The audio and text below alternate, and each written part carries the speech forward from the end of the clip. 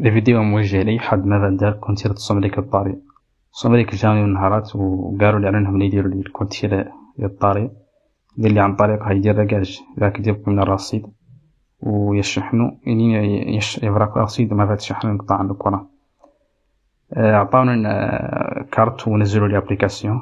النهار الاول درت فيها 40,000 قديمة، جاتني 487 كيلوات على الحالة بثمانين وقيل الواحد.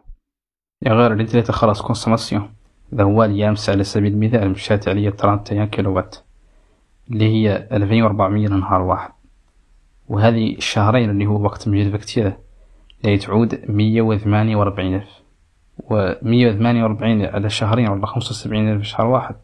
هذه ما قطعت جاسر ولا قطع جاني قريب منها.